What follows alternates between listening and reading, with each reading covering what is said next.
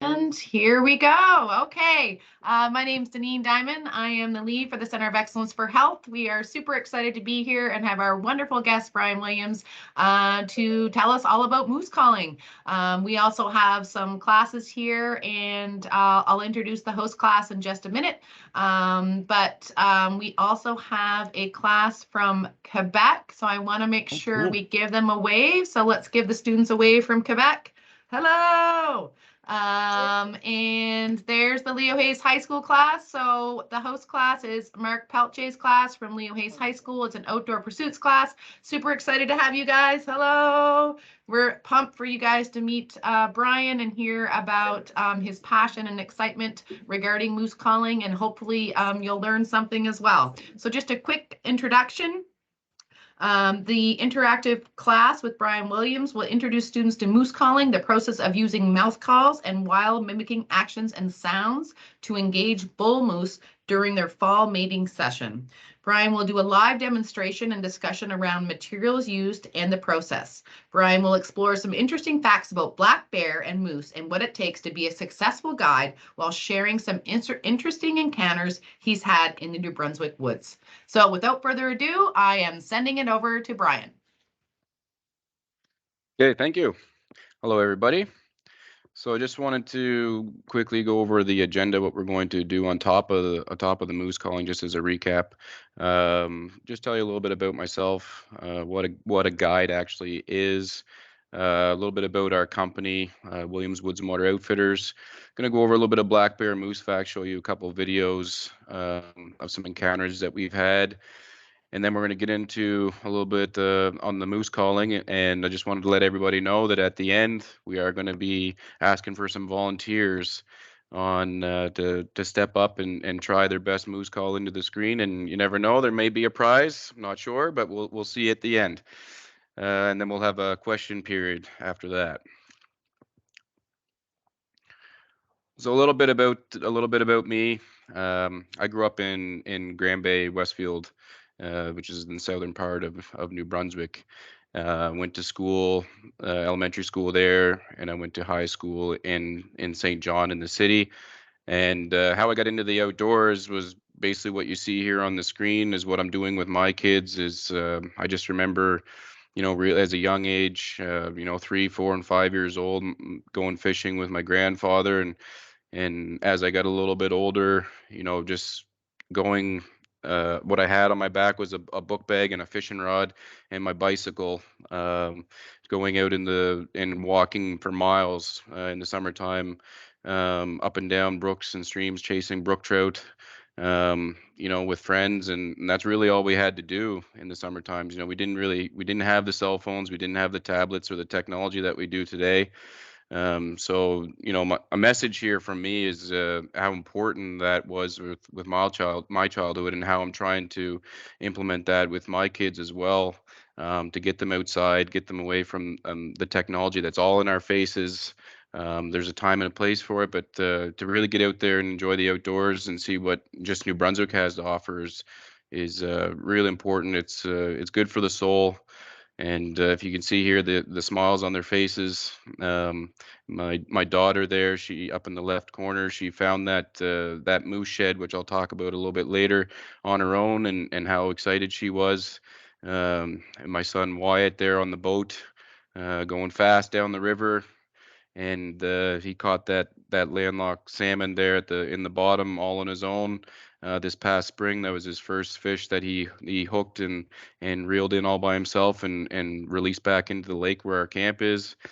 And then him cooking some hot dogs over a fire in the woods there. And what you can see in any of those pictures is there's no cell phones and no technology, so we're just out there outside having fun. And I think it's really important. So right from a young age with me, doing all this type of stuff is, I knew basically, I can remember even in elementary school, I told myself that I wanted to be a forest ranger when I grew up. Just doing this type of stuff, it kind of linked up with that. And going through high school, I didn't really know where to go or what I was going to do. as far as college went, and university, and those other types of things didn't really appeal to me. I just knew I wanted to be a forest ranger, so I ended up going to one of those school expos, I think it was, and I came across the Maritime College of Forest Technology. They had a booth set up there, and this was a huge gymnasium with a whole bunch of different schools, and I was just drawn right to that one as soon as I seen the MCFT, and I remember I didn't visit any other booths. I went there and I talked to them, and they told me all about the school and what they offered, and I kind of just left there and figured, okay, that's where I'm going to apply. And my grades weren't the best. I wasn't the type of student that was really interested in school and learning during high school. And looking back now, I just thinking, okay, I made some bad decisions, but they ended up accepting me late summer. And basically because I kept calling them and asking them if they could just let me let me in, and they let me in there, and I graduated in 2009, and got out of there, and noticed that the class before me, the people that went into the Holland College for the enforcement side of thing to become a forest ranger, there wasn't a lot of jobs at the time being handed out, so I kind of veered off that path, and went out and went out west. Just took a job out west, and started testing hydro poles, where we would just go and feel their sound test the hydro poles and treat them for rot and things like that. And that had nothing to do with what I wanted to do or forestry or anything, but it kind of links into where I'm at now. Um, I came back and didn't have any employment. So I started my own business. I started mowing lawns and cutting trees down for people, and just privately, and plowing snow and shoveling walkways, things like that, just to pay my bills and get by. And then I ended up with getting on with a company called Asplund, who was a utility tree trimming company, and as a contractor for MB Power. And I worked with them for a few years, and what that is arborists that were doing the tree work around power lines. And so then, this is where the power poles, utility things all comes together. Where I'm at now, I'm a full-time employee with MB Power as a vegetation management supervisor. So I do all the work planning for around the province of New Brunswick for cutting trees around the power lines and keeping the power coming to your homes. So that's my full-time job. But on the side of that, I'm still very passionate outdoorsman. So what I took all that and I got into being a guide, and I just wanted to explain a little bit about what a guide is. Licensed guides are an integral part of New Brunswick angling or hunting experience. They provide expertise, local knowledge, and help ensure the safety and regulatory compliance of their clients. Guides also enhance the quality of experience and increase the success rate of visiting sportsmen and sportswomen. So what we do, I'm going to get into it here too in a second, but a guide is someone that takes somebody out, it gives them an ultimate outdoor experience, and helps them be successful in whatever they're after, but also maintaining, following the rules, following the laws, making sure that you're doing everything properly, and that sort of thing. Licenses, responsibilities, and that. So this is where we got into my outfitting business and what I do as a guide. This is what I call my full-time passion is my part-time job. So on top of my full-time career with MB Power, I also own Williams Woods and Motor Outfitters. I started this back in 2016, where my family actually gave me a piece of property as a wedding gift. And so what I did with that piece of property was I cut all the trees down. I hired someone to come in with a mill, and we milled up all the logs and lumber out of that, and we built our lodge right there and then. And I started advertising that I was going to start guiding people for fishing and hunting experiences, focusing on bear and moose and fishing. We started back then in 2016, 17 with one non-resident client, and out of Ontario, I think it was, and then some local fishing clients for striped bass on the Miramichi River. So that's where it started, and it's kind of grown from there now. We see over 30 people per year from all over the place, which I'll show you here in a second. So really, my message there, I wanted to do this right from a young age, and so if you want something, you go for it. That cabin that we built there, I'm not a carpenter. I didn't know what I was doing. I knew how to run a chainsaw and cut trees down at the times, and then hired the person with the mill, and then I started watching YouTube videos on how to build a camp, and it's still standing. So I think I did something right there. It hasn't fallen over. So people really enjoy it. They come to our property, and there's a lot of good comments about it. And they have, this is part of the experience when they come up to New Brunswick, is the outdoor experience, but also the camp life and the lake life and things like that they can enjoy. So these here is just a couple pictures. I like this quote of "Love what you do, and you'll never have to work a day in your life." This is really what I love to do. We have people working for us that love to do it. Peter's actually in the top picture there. He comes and helps out every spring. But there's people in these pictures from Nova Scotia, New York, Massachusetts. We have people that come from Pennsylvania. Um, last year we had people as far down as Missouri come up here for these experiences, and for fishing and hunting, and they really enjoy it. We have a lot of people that return, and new clients coming in every year. So it's really fun to meet these people. This is what I really love about this job, is the people that you get to meet and the lifelong friendships that you make with these people all across North America right now, and hopefully down the road is going to be all across the world. So that's a little bit about the outfitting side of things, and the guiding and what we do. And now I just wanted to get into a little bit about some cool videos and some facts about black bears and moose before we get into the actual calling and the fun side of this presentation. So I don't know if any of you or all of you have ever seen a black bear before, but they are here in New Brunswick. They're plentiful. Their population has been growing over the last few years. They are omnivores, if everyone knows what that means, but omnivores means that they feed on plants and berries as well as meat. They can reach up to 600 pounds, lifespan of up to 20 years old in the wild, and we have records of bears that live older than that, actually up into 30. But this is an average weight. Believe it or not, they're excellent swimmers. They can swim long distances. And in late November and early December, so this time of year, they head to their dens to sleep away the winter, and or hibernate.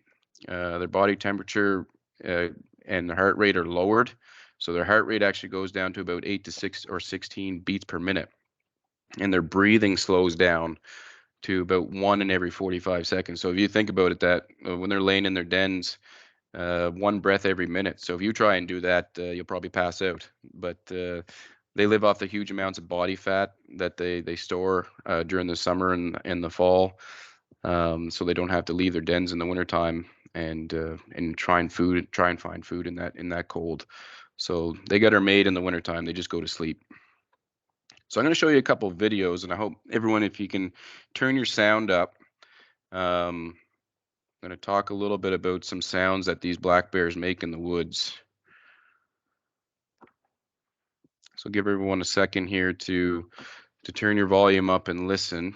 This video on the left here, you'll see how this black bear goes over and he slaps his paw against the ground and he makes a noise and then kind of clacks his teeth. You'll hear the clacking sound at the end of his teeth popping.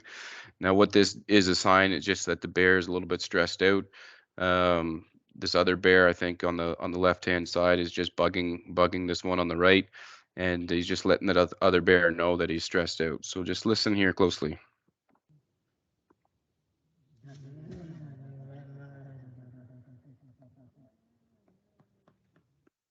So play it again and listen towards the end of the video if you can hear the teeth popping.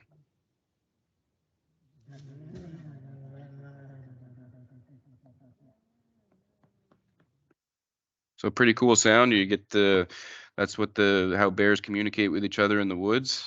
And over here on the right hand side, you'll see how fast these animals can actually move through the woods when they want to get going.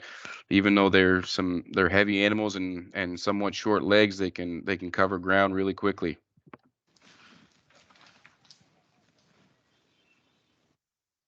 So they're just playing around with each other in the woods and chasing each other off there.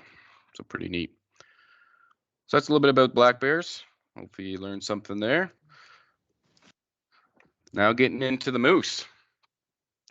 Hopefully everyone here has seen moose before, but if you haven't, these animals are in the province as well.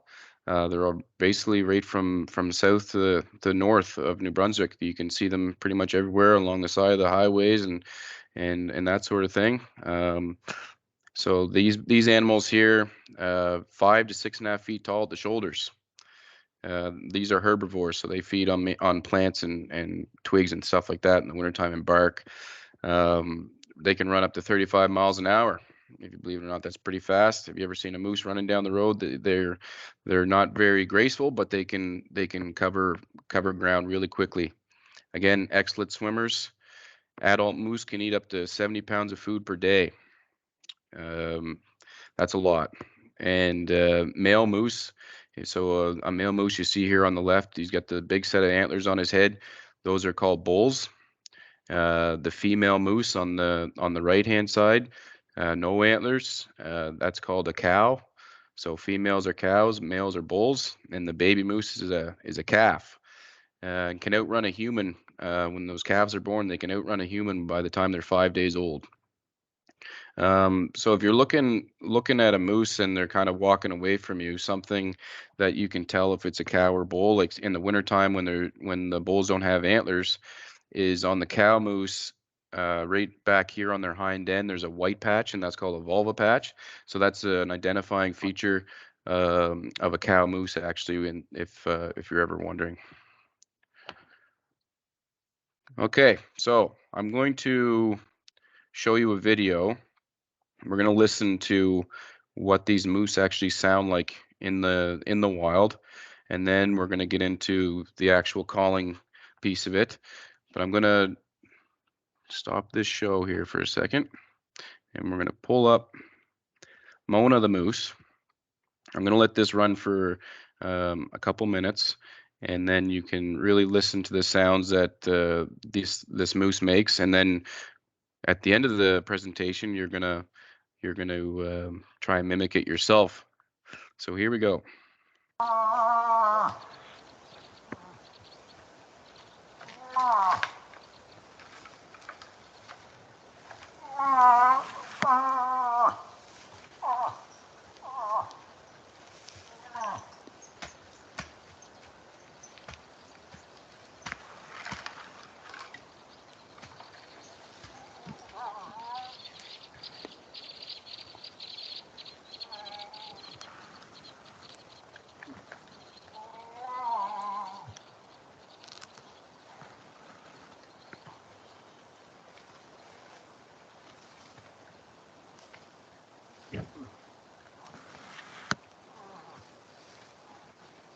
So listen here.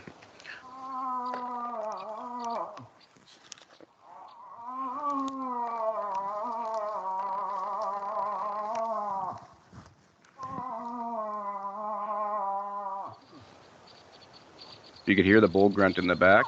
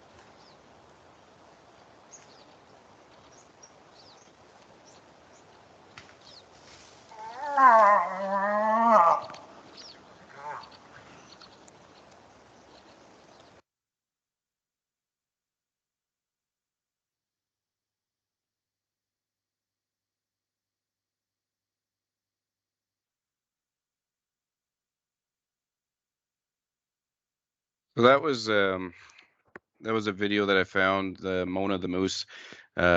She's very vocal. So I like to listen to her when I'm actually practicing um, moose calling when we're getting into the season to bring people out and show them moose. So if you ever want to practice yourself, look up Mona the moose on YouTube, and she's really good at sending some different sounds and that you can try and mimic yourself.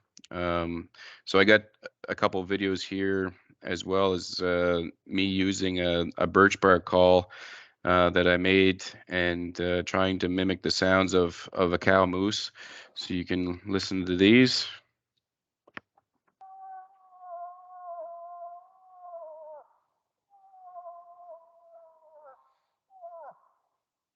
Spell check. Do you have any spare coat hangers for the ceiling, right? Spare coat hangers are hard to come by. So then this one here.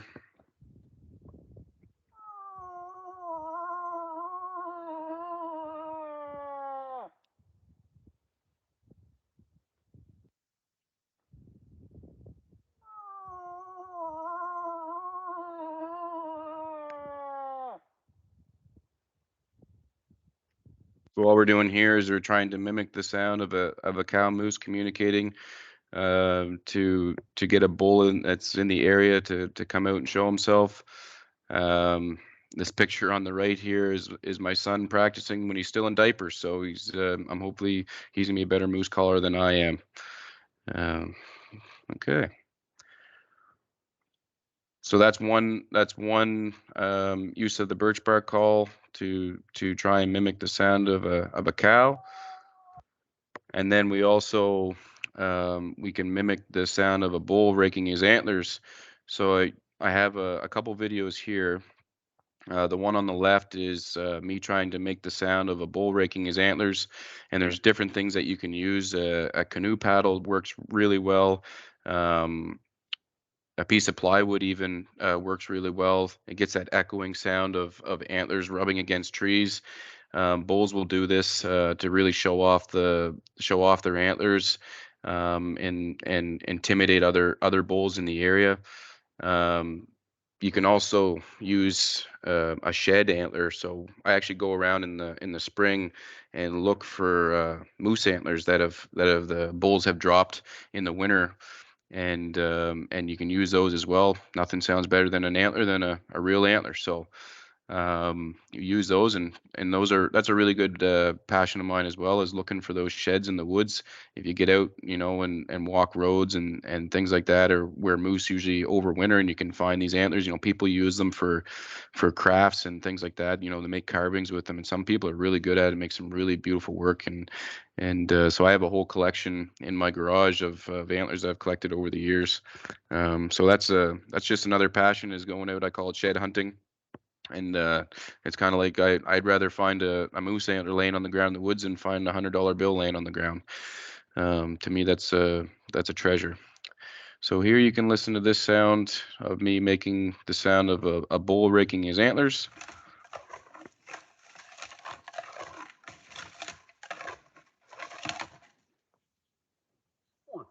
And a bull grunt.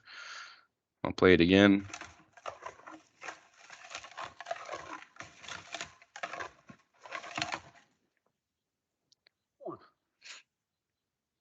So something that's really amazing with these animals, bull moose especially, is their ability to basically GPS where the sound is coming from and come right to it. This video here on the right is we took this video this past fall of this bull coming in and doing the same thing with his antlers.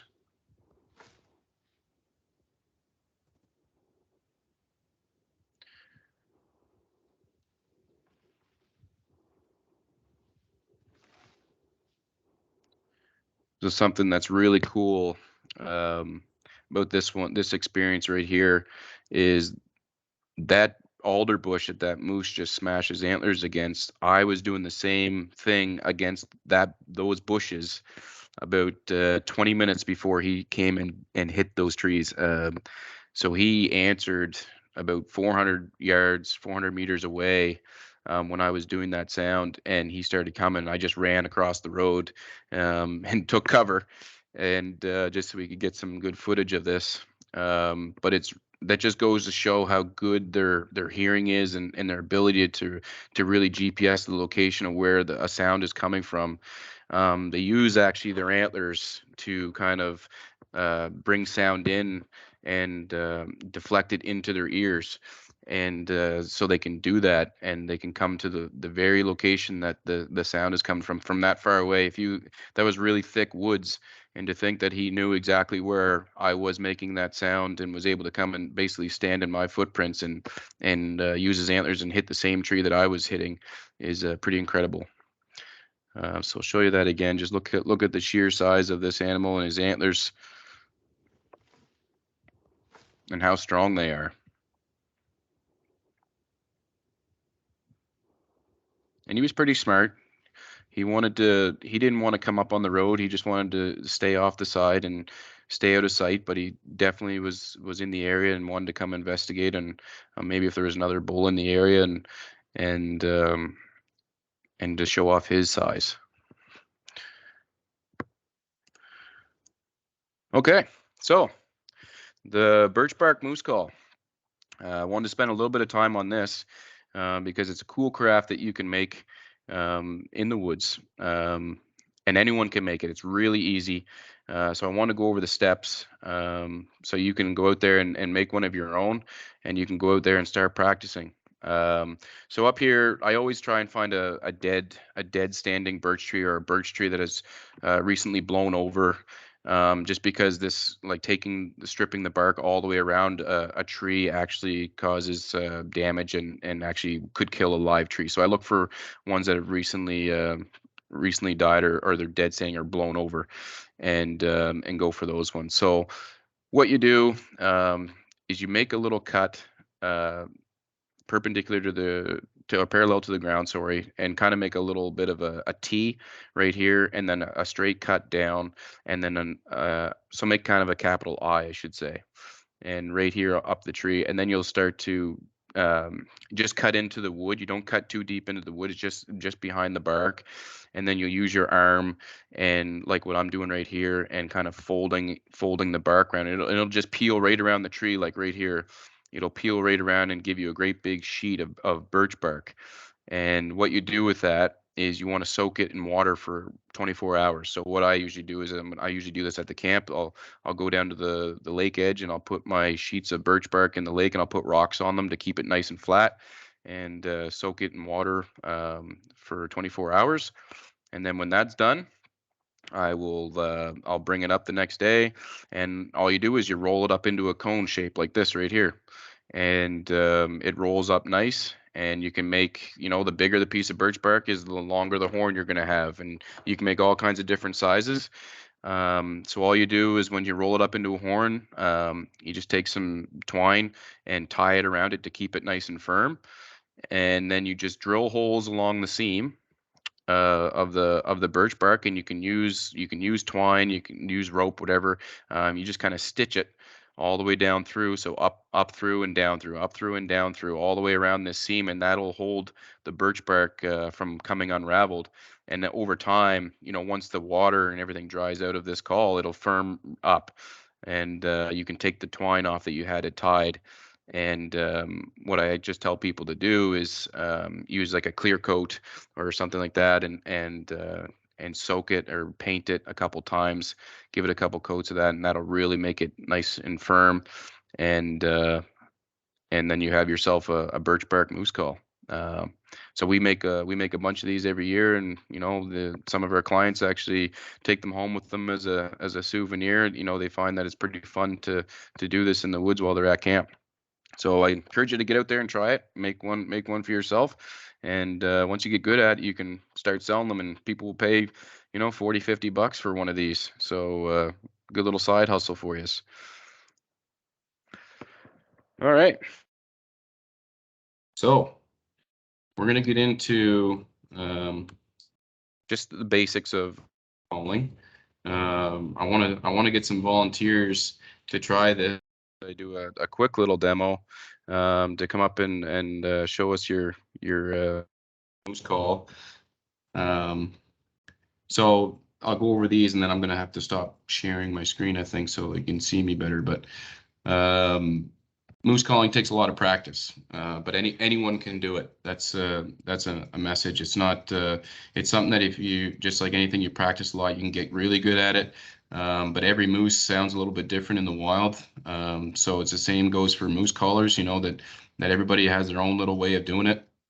And so it just takes practice, but there's a couple really basic things that you can do to help you get started, and to try and get that nasally pitch sound. So what you want to do is you want to take basically your index finger and your middle finger on both hands, and I want you to reach up and plug your nose. So you kind of start talking funny, like try to talk through your nose, but with your nose plugged, and then you're gonna make a sound with like an EERUGH sound, and it's a basic cow communication call. So it's like a okay. So you're gonna get that EERUGH sound, but plugging your nose to get that nasally sound. So a good cow call, too long, too short, is a good starting point.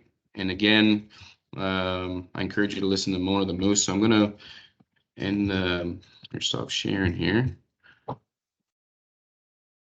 Okay, so we should be back to the screen. Hopefully everyone can see me. I'm looking out here across the videos to see who's practicing. So I want to see you take both your index and your middle finger like this, put it over your nose, and try and push air from your stomach up through your nasal cavity, and so your nose expands right here, but you're going to keep it plugged down here. Okay, so who can do that? And then you can get into long sounds with it. Does anybody want to come up to the mic and try it? I am brutal and I'm sitting here at the department and people probably think I'm nuts, but I'm loving it. Oh, somebody wants to come up? Perfect. I've got a student intern here that who loves to hunt. He's been practicing downstairs like before he came up here, so. Okay, I want to hear It it. was very impressive, so I'd like for him to go. Yeah. Hey, there's no Can we shame. see him? Oh, Yep. there he is. Hey, right on. Here we go. Oh, come closer.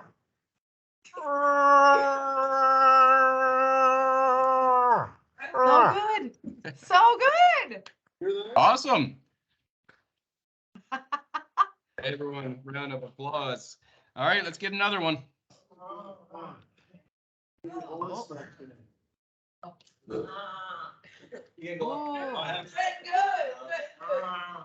Go do it. You go. You got it. You Let me got give it. this a shot.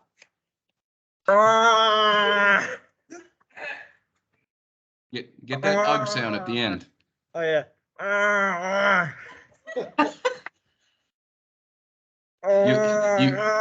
He's trying. I'm trying. You're doing awesome. You're actually doing really well. You know that will work. You make yourself a birch bark call and do that. That'll work. I see some students down from Quebec. I see a hand up. Can you guys come closer so we can hear you? No? Okay. Well, how about do it as a whole class? Yeah. The whole class. Let's do the whole Yeah. class. Both classes. Ready? I'll count on 3. 1, 2, 3.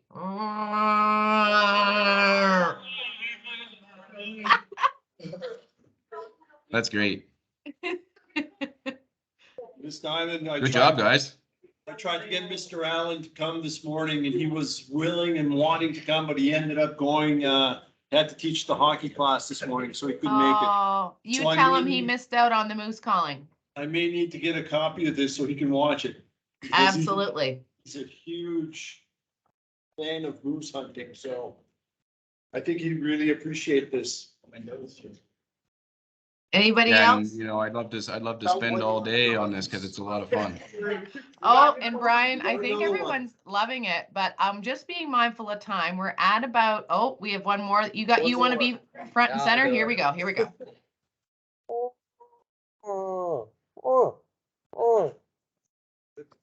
Good one. Very good. Very good. Very good. I'm impressed. Oh, Peter wants to try. Go ahead, Peter. We can't see your screen. Oh, there you go.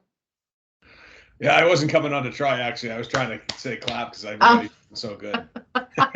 Brian's much better than me.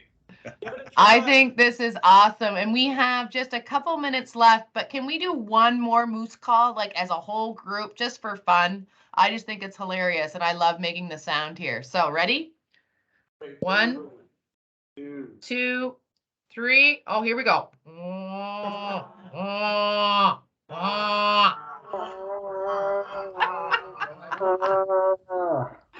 So great, you guys. Okay, I am going to turn it over to questions. Is anybody in the group? I'm just going to make a real quick comment. I always have questions, but Brian, that was absolutely fabulous. Thank you for sharing your passion and your story with us. You spoke about love what you do and it will not feel like work. And that's something that I used to always tell my students is if you get out of the shower and you don't feel like going to work, then you need to choose something different. And I always was extremely passionate and excited about showing up at Leo Hayes High School when I taught there, FHS when I taught there, but making sure that you make your passion your job and everybody can do that. So if you're listening and people are thinking, oh, well, I can't do that because X, Y, and Z, or somebody's telling me I can't do that, they are wrong. You can do it if you decide that you want to do it. So does anybody have any questions for Brian about his career pathway or moose calling or even some of the hunting stories he has?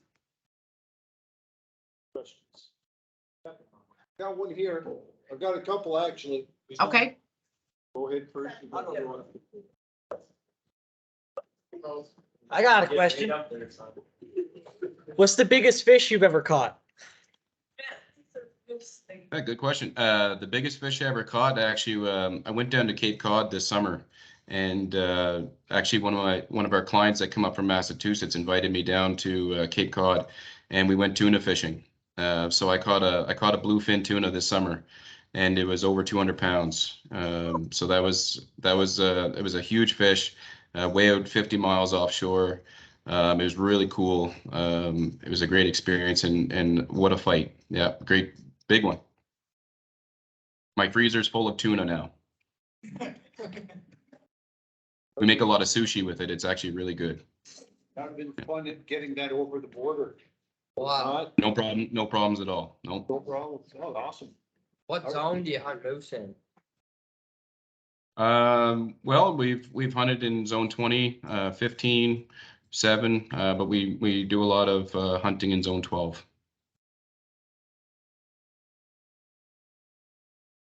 Great question. If you look, it's like central New Brunswick. Any questions at all from the other group that's here? Oh, I see a hand.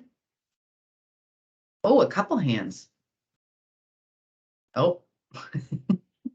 We can't Don't be hear shy. you.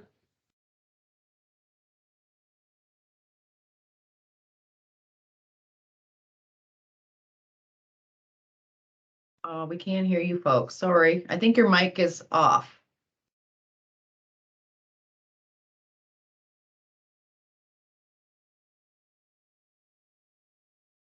Maybe it's off on purpose. Can they put it in the chat or something? You or could put it in the chat if you wanted to. is there What's time the for that? biggest rack you've caught? We've got so yeah, moose antlers. You measured in inches. You know, we've got some in the 50s. So it's the biggest I think for us is 54 inches. That's the spread of the antlers. Wow. Awesome. Okay. Well, it is 10 after 11. I know the bell's going to go at Leo Hayes High School in just a minute, but just to let you folks know, we're doing these live calls every month. Next month, we're on for another great Wildlife Wednesday, and we're doing it all the way through May. So certainly if you're interested in watching the recordings, they are going to be posted on the Center of Excellence website. I'll get my intern just to put that right in the chat. But also we have all kinds of different opportunities after Christmas. We're even doing wild turkey calls with the Minister of Department of Natural Resources, which is also a really fun opportunity to learn about calling. And we have tie fishing. We have all kinds of different fun activities for students to learn about and about taking your adventures outdoors and always looking at how that benefits our mental health, which is the connection with the Center of Excellence for Health. So without further ado, I do want to close the call, but Brian, thank you so much for the wonderful presentation. I know that I learned a lot. We can give Brian a big round of applause. And your presentation will be recorded, and we certainly appreciate you helping, I guess, educate our students in the province around moose calling and what that looks like. So thank you so much from the Center of Excellence for Health. Thank you so much to Leo Hayes High School and the school in Quebec that attended. You guys rock. And I am going to be stopping the awesome. recording, but you're more than welcome to stay on with Brian and myself and Peter if you have additional questions. Thank you very much. Have a great day. Thank you.